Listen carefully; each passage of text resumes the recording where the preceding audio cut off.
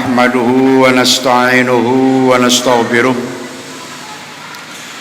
wa na'udzu billahi min syururi anfusina wa min sayyiati a'malina.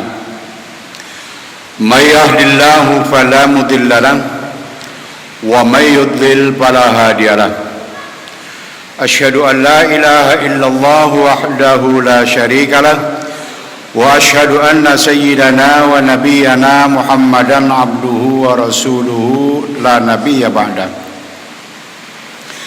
Allahumma salli wa sallim ala hadzal nabiyil karim war rasulil azim sayyidina Muhammadin wa ala alihi wa ashabihi ajma'in. Amma ba'du, subhanaka la ilma lana illa ma 'allamtana innaka antal alimul hakim. Rabbi shrah li sadri wa yassir li amri wahlul 'uqdatam min lisani yafqahu qawli. Ma'asyiral hadirin rahimakumullah. Hadirin jamaah takwa yang senantiasa dirahmati Allah Subhanahu wa taala. Wabil khusus yang terhormat Al-Ustaz Haji Ahmad Badruddin, Al-Ustaz Haji Abdurrahman, segenap para hasil lainnya serta jamaah sekalian yang mohon maaf saya tidak sebutkan satu persatu, namun tidak mengurangi rasa hormat dan takzim saya. Tabarrukan minallahi subhanahu wa ta'ala. Marilah kita iftitah, kita buka, kita awali ta'lim kita dengan umul kitab, dengan harapan kiranya Allah subhanahu wa ta'ala memberikan keberkahan pada ilmu yang Allah berikan kepada kita. Tilkan niyah wa ila hadratin nabi al-fatihah. A'udzu billahi minasyaitonir rajim. Bismillahirrahmanirrahim. Alhamdulillahi rabbil alamin. Ar-rahmanir rahim. Maliki yaumiddin. Iyyaka na'budu wa iyyaka nasta'in. Ihdinas siratal mustaqim.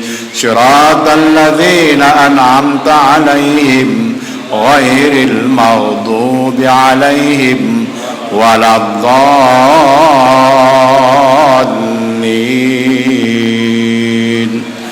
Amin. Qala al-muallifu rahimahullahu ta'ala wa nafa'ana bi tilawatihi wa tadabburihi wa bikum amin. Ar-rabi'atu qari'atut tariqi. Ada 7 macam tempat. Ada 7 macam tempat yang kita dilarang sholat padanya. Yang 3 udah kita bahas. Sekarang yang nomor berapa? 4. Apa yang 3 itu yang udah? Pertama, mazbalah, tempat pembuangan sampah, pelbak. Haram sholat di pelbak. Yang kedua, jagal.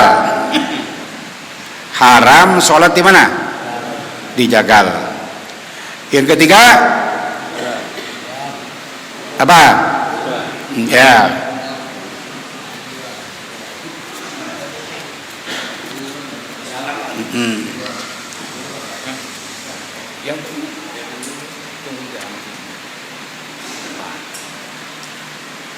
Yang ketiga di kuburan. Haram sholat di atas kubur. Kalau tidak ada dinding. Kalau nggak ada apa? Ini kalau ada sarap, ada terpal, itu apa? Boleh. Ini nggak boleh apa? Langsung di atas kubur sholat. Ya. Awas tuh, pakai saya. Nah, yang keempat, sholat di jalan. Waktu lipabiha, dan dikhilafkan pada sholat di jalan. Yang pertama yang menjadi khilaf adalah makna daripada qari'atut thariq. Faqila al-muradu bihi a'lat thariqi.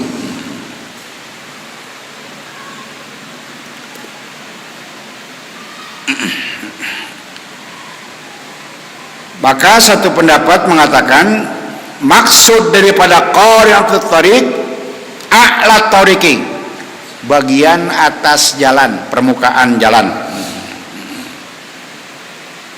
Jadi walaupun di sisi, di tengah, di sisi, ya, itu semua dari bagian atas jalan, hukumnya apa? Haram sholat di situ. Ada yang memaknakan makna qari'atut thariq semua bagian jalan, a'lat thariq. Wa qila sadru, ada ulama yang mengartikan makna qari'atut thariq adalah sadruhu, muka jalan, tempat orang masuk dan keluar.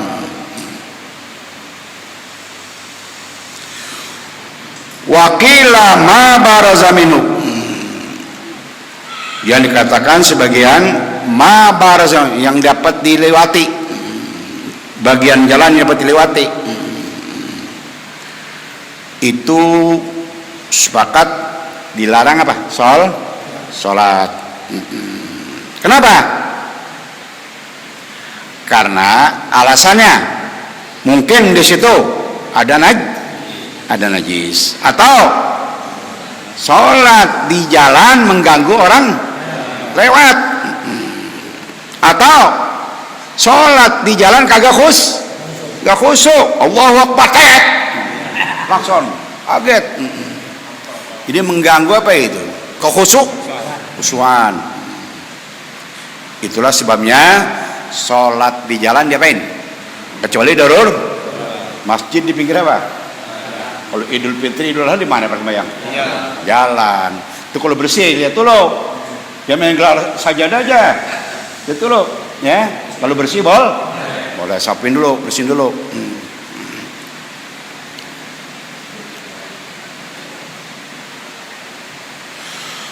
Faqad qala Abu Thalib wa ikhtulifa fis sholati ala qari'atit thariqi. Istilah ulama tentang hukum sholat di jalan.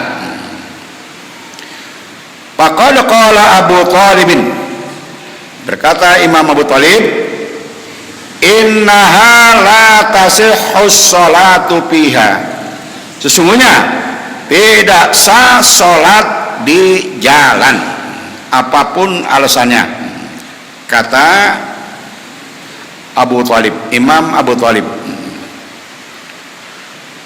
Wal jumhur, dan sebagian besar ulama, innaha tasihhu ma'al karohati, sesungguhnya sholat di jalan itu hukumnya sah tapi makruh. Wal hikmatu bin nahyi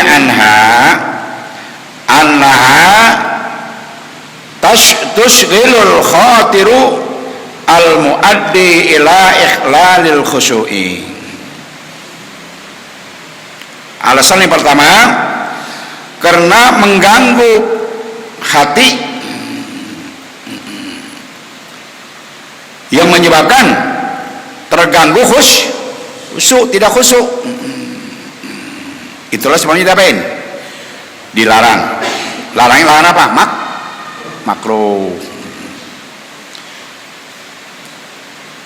Sebab sholat harus apa? Jadi nilai sholat itu apa? Khusyuk. Semakin banyak apanya? Khusyuknya, itu semakin besar apanya? Nilainya. Allahu Akbar, enggak ada yang ingat kecuali Allah. Kecuali lagi sedang munajat kepada siapa? Apa yang dibaca sedang ngobrol dengan Allah. Sanggup. Iya. Emang apa namanya? Rintangannya banyak. Siapa itu? Iblis, setan. Lalu kita Allahu Akbar, datang dia, bisikin, dompet lu di mana? Lu di mana? Yang tadinya kita lupa jadi apa? Ingat, mengganggu apa itu? Supaya kita nggak khusyuk. Bener nggak? Hei. Ya kagak kan? Ingat lagi nyusup, lagi mancing, ya itu. Makanya sebelum apa itu? Takbir dianjurkan baca surah An-Nas. Qul a'udzu birabbin nas. Sama apa lagi? Allahumma inni a'udzubika min waswasati syaitani khinzab. Itu setan yang ditugaskan oleh bosnya iblis, tukang ganggu orang apa? Salat supaya enggak khusyuk. Siapa namanya? Khinzab. Siapa namanya? Setan khinzab.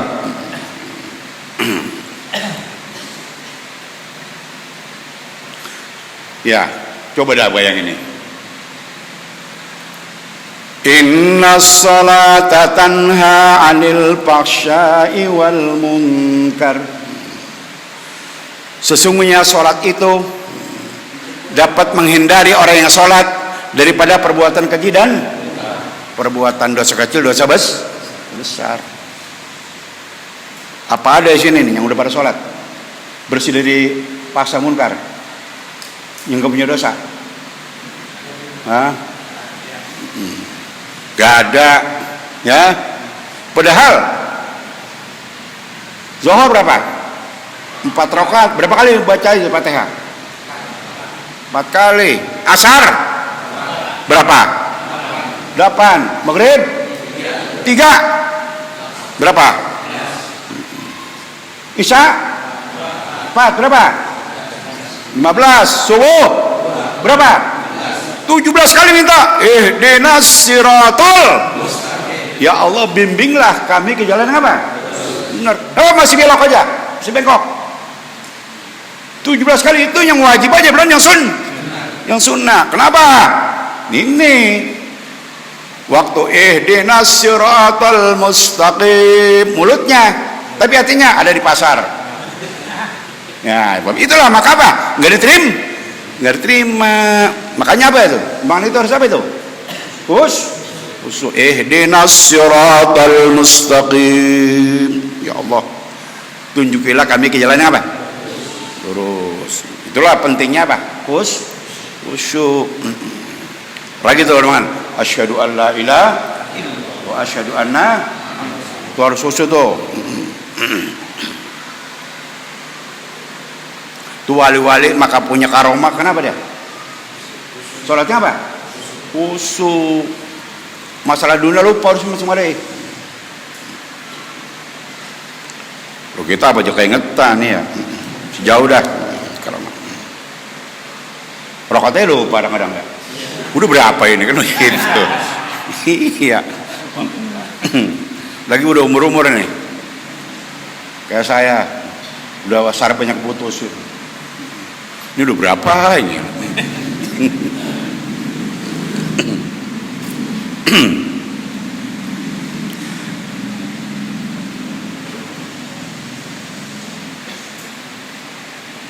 Waqila innal hikmata fin nahyi anha syughlu haqqil mari. Dan dikatakan pendapat lain, sesungguhnya hikmah dilarang sholat di jalan karena mengganggu orang lewat. Waqila mazannatun najasati. Dan dikatakan pendapat lain karena diyakini di jalan itu banyak najis. Jadi 3 kemungkinan. Karena mengganggu khusyuk, mengganggu orang lewat, dan di situ diyakini banyak apa? Najis. Jadi larangan ada 2. Ada larangan haram maka kagak sah. Ada larangan makruh maka apa? Kalau larangan makruh masih apa? Sah. Tapi nilainya kurang. Jadi ulama yang menetapkan bahwa sholat di jalan itu hukumnya makruh, berarti sholatnya apa? Sah. Sholatnya apa? Sah. Ulama yang menetapkan bahwa sholat di jalan itu haram, maka tidak sah. Jadi jumhur ulama, sebagian besar ulama, yang terbanyak ulama sepakat hukumnya makruh. Berarti masih apa? Sah ya.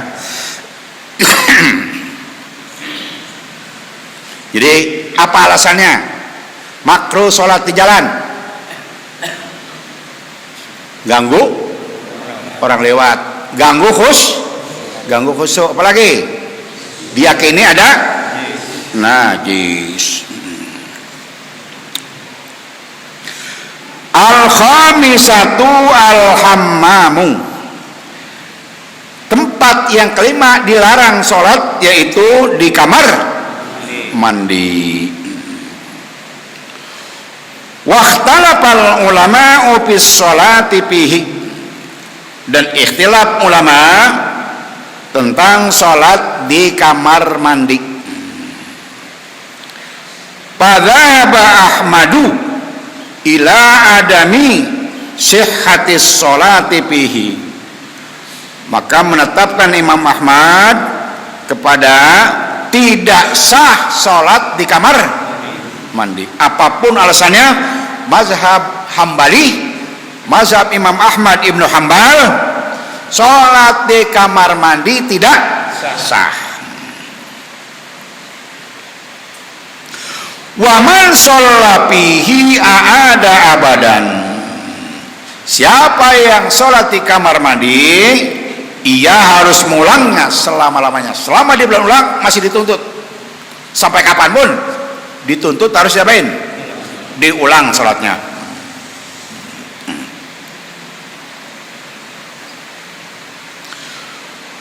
Wa dhahabal jumhuru ila sihhatis sholati fil hammami ma'at taharati, dan menetapkan sebagian besar ulama kepada sah sholat di kamar mandi kalau keadaannya bersih. Misalnya klosetnya kloset apa?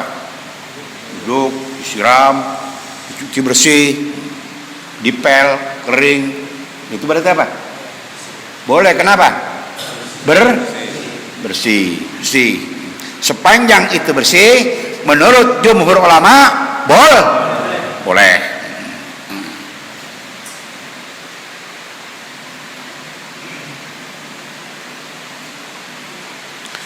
Ada TKW yang bertanya kepada seorang ustadz, dia di Korea Selatan, sama bosnya nggak boleh apa? Sholat. Maka terpaksa dia sholat di mana?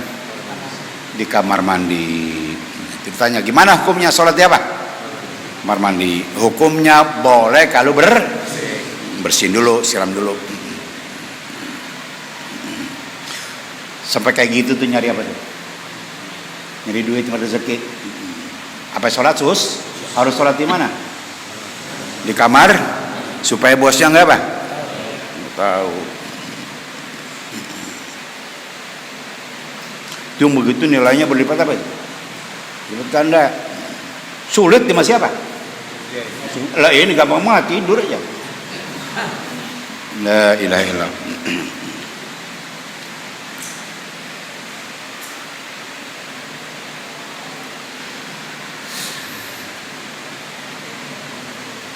Wa takunu makruhatan, walaupun boleh hukumnya makruh. Kalau kita masih di tempat lain, ya sebaiknya sholat di tempat lain yang bersih. Wa tamadal jumhuru haditha, dan berpegang bersandar jumhur ulama akan sebuah hadis yang bunyinya, aina ma adraktas sholata fasolli, di mana saja kamu mendapatkan waktu sholat, Fasolli, maka sholatlah di situ. Dulu di Mekah ke Madinah itu ada kamar mandi ada di depannya, ada ruangan kosong, hamam. Ya, di halaman udah apa? Udah penuh. Mau nggak mau yang baru sampai di mana tuh?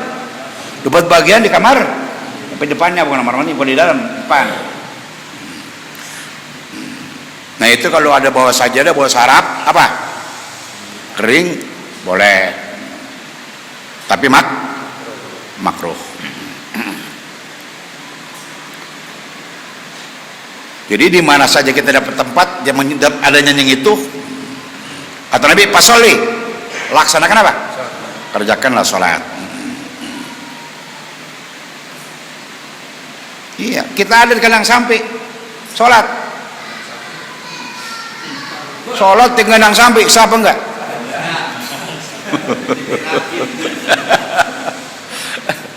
Kalau kandang sumber kagak sah. Kalau kampung kandang samping apa? Kampung kandang samping sah. Kampung. Soalnya memang ada kampung kandang samping, ada lagi sarang bango. Sholat di sarang bango.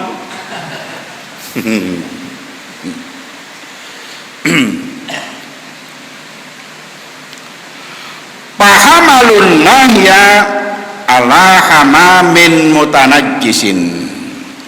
Maka jumhur ulama memaknakan larangan yaitu pada kamar mandi yang ada yang kena najis. Kalau bersih boleh tapi makruh. Pada katahirun, kalau yang ada najis jelas ya itu hukumnya haram. Jelas ya? Jadi kalau tanya apa hukumnya sholat di kamar mandi? Makruh.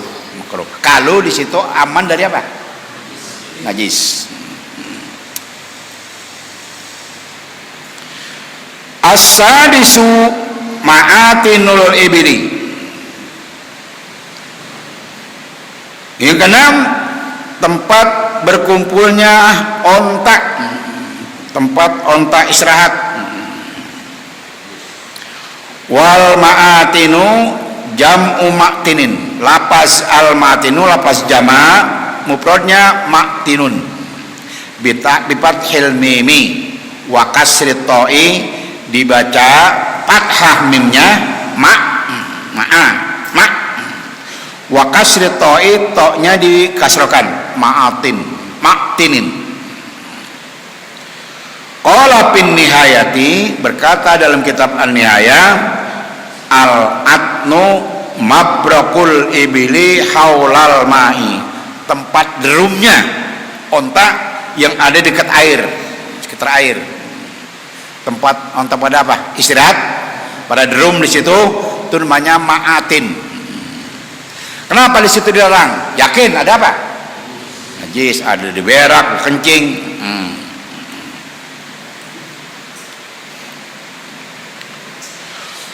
Waqtalafal ulama fi sholati 'alaiha. Khilaf ulama tentang sholat di tempat istirahat onta, tempat kumpulnya onta.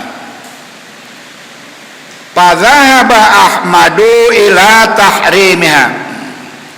Maka Imam Ahmad Ibnu Hanbal, mazhab Hambali, menetapkan hukumnya haram.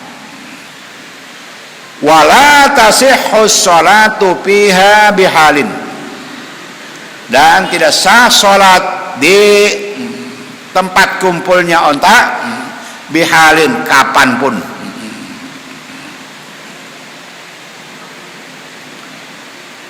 Wa qala man shalla fi atni ibilin aada abadan. Imam Ahmad berkata, siapa aja yang sholat di tempat istirahatnya onta, dia wajib mengulang sholatnya sampai kapanpun. Wasu'ila Malikun, dan ditanya Imam Malik, ammal la yajidu, orang yang tidak mendapatkan tempat untuk sholat, semua udah terisi, illa atna ibilin, kecuali ada tempat kumpulnya onta. Qala Imam Malik menjawab, la yusolli bi, jangan sholat di sana. Artinya apa? Haram. Sepakat Imam Ahmad dan Imam Malik hukumnya haram.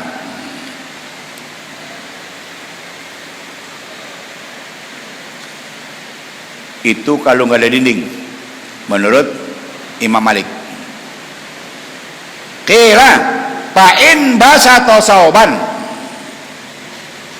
Oh, lagi tanya lagi ya. Qila, ditanya lagi. Fa'in basata sauban, bagaimana kalau dihamparin? Apa namanya, sajadah atau karpet? Oh, la. Imam Malik menjawab, tidak sah. Jadi sama tuh, Imam Malik sama Imam Ahmad hukumnya haram.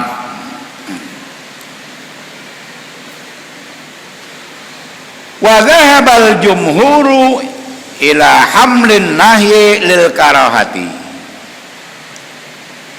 dan menetapkan sebagian besar ulama, jumhur ulama ya, kepada menghamalkan larangan sholat di tempat kumpulnya onta lil karahati, larangan makruh, berarti boleh, asal cari di sekitar situ yang mana yang kira-kira bersih, nggak ada najis. Ma'a ada min najasati, kalau di tempat itu nggak ada apa? Cari bagian situ yang bersih, yang ada najis.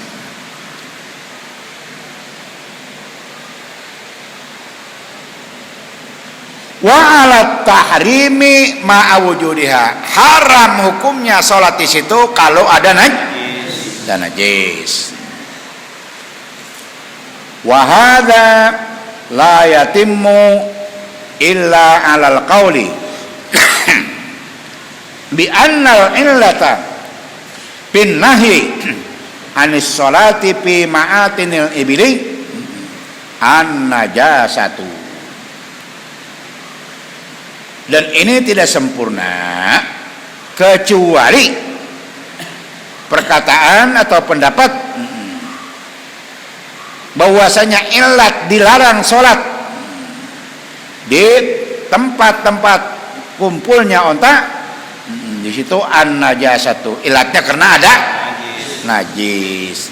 Jadi kalau di situ nggak ada apa, di antara tempat itu udah bersih, nggak ada najis, maka boleh. Tapi apa? Makruh.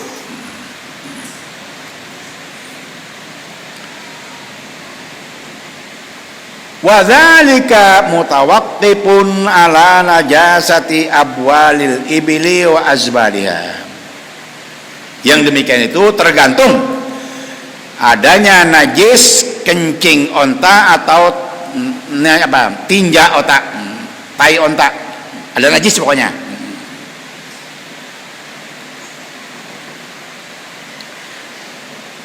Jadi sekali lagi, apa hukumnya sholat di tempat istirahatnya onta?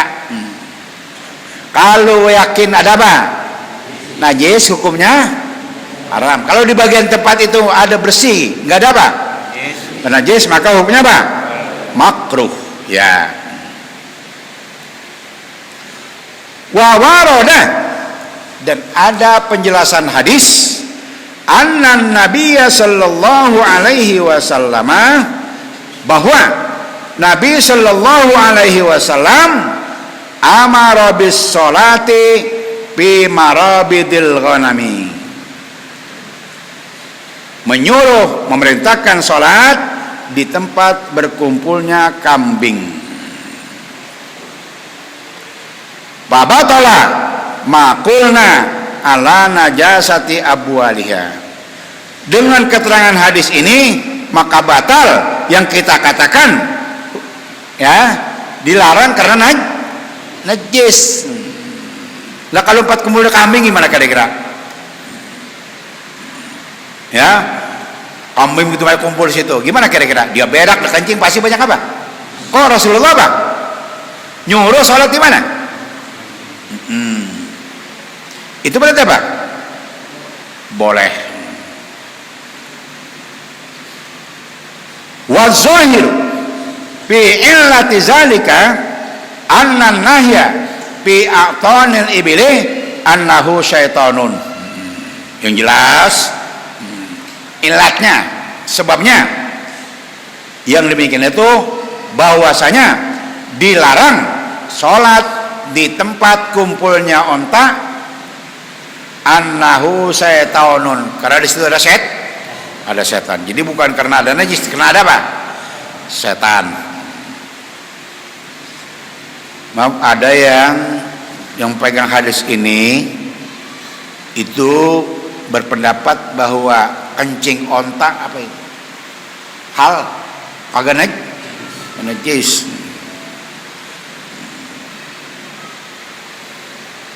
Ini hilap. Tapi jumhur ulama bahwa tai binatang, kencing binatang apa itu? Najis.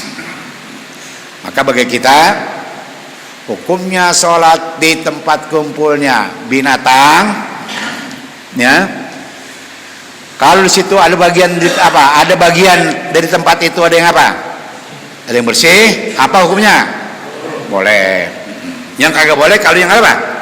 Jelas itu ada najis.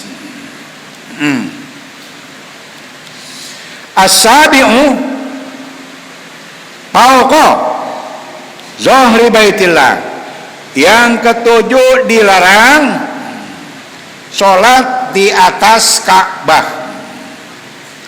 Bab kita sholat apa namanya? Syarat sah sholat menghadap ke arah Ka'bah. Kalau di atas ngadepin apa enggak? Lah kagak, makanya enggak apa? Enggak sah sholat di atas Ka'bah. Faqad qala Syaukani, maka berkata Imam Syaukani, li'annahu idza lam yakun baina yadayhi sutratun, karena sungguhnya apabila tidak ada di hadapannya itu sutrah, sabitatun yang kokoh, tasturuhu yang bisa menutupi dia, menghalangi dia,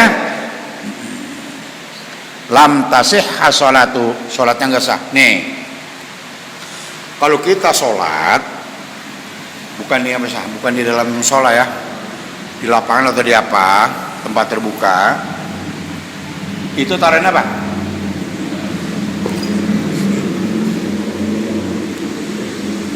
Kita sholat di sholat kosong, harus taruhin sini apa nih? Asda, apa namanya ini? Sampah batas. Kalau ada orang lewat di sini nggak apa-apa. Kalau kita udah taruhin sutroh, dia lewat juga, kita hantam, mati, nggak dosa kita. Bab dia lewat jalan, di depan orang, sholat, mesti pakai apa? Sutroh, kalau kosong depan kita. Jelas tuh, itu namanya satroh, batas. Ini Ka'bah, pembatas gitu. Jadi masih ada ibadah bagian itu yang dituju, ya kan? Kalau nggak ada satroh, nggak ada apa? Nggak ada bagian.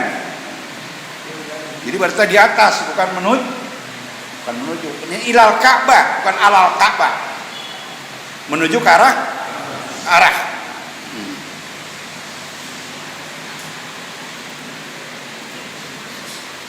Jadi kalau sholat tempat terbuka, di depan taruhin apa? Nanti ada orang lewat, taruh apa sih itu? Satroh namanya, batas. Kalau kita sajadah, ya ujung apa itu?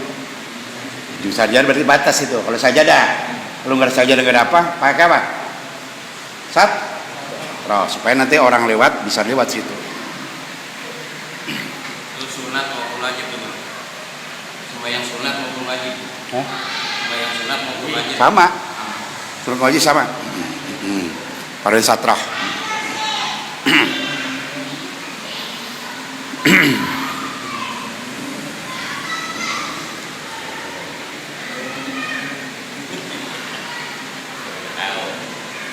Wa dhahaba Syafi'i li'annahu musallin 'alal baiti la ilal baiti.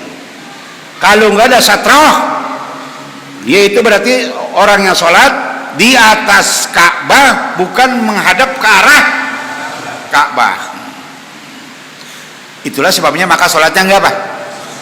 Sah. Wa dhahaba Syafi'iyyu ila sihhati. Tapi menurut mazhab Syafi'i, sholat di atas apa? Ka'bah hukumnya sah. Bisyarti ayyastaqbila bibinaiha qadra sulusai dira'in, dengan syarat yang menghadap ke bangunannya ya kira-kira panjangnya 2 zira. Jadi nih misalnya ada ini kan atas masih ada temboknya ya, itu jaraknya masih ke tembok apa itu 2 zira. Jadi menurut Imam Syafi'i, kalau dari sini nih jaraknya ke pagar ya, tembok masih ada selah 2 zira, itu sah. Dan kalau kita bahas siapa yang salah soros, gaprak maskarin enggak?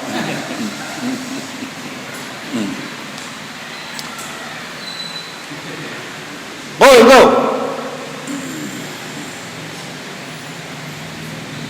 Wa inda Abi Hanifah la yustaratu zalika. Menurut mazhab Hanafi tidak disyaratkan seperti itu. Dia boleh dah mau di mana aja di atas Ka'bah boleh. Menurut mazhab Hanafi. Tuh kata pengarang, pendapatku fazahiru min taqriri masyayikhina fil haramain anna sholata fawqa baitillahi su'u adabin lil musalli. Yang jelas dari penjelasan guru kami di 2 tempat, Haramul Madinah, Haramul Makkah, Haramul Makkah al Madinah, ulama Makkah, ulama Madinah, anna sholata, bahwa sholat fawqa baitillahi, di atas Ka'bah, su'u adabin, kurang baik adabnya, kurang adab, lil musalli, bagi orang yang sholat, kurang adab, melanggar etika, walaupun itu boleh, kurang adab. Nih saya jadi khotib hari Jumat pakai celana lepis, baju lepis bersih, pakai topi. Menurut fikih sah apa enggak? Sah. Bab menutup lepisnya tapi pandangan jamaah gimana? Kurang ajar di khotib nih ya, tidak tahu sopan santun. Itu namanya su'ul adab. Jelas ya? Lama mbak yang pakai singlet sah enggak? Kalau bersih sah, cuman kurang adab Allah. Coba kamu namu datang ke Jokowi pakai singlet, benar-benar enggak? Kaos kutang, berani enggak? Enggak berani. Jangan pun apa? Jokowi mau mertua dah. Berani enggak? Nah ini mau Allah kalau apa? Berani. Kurang adab, kurang sopan, ya.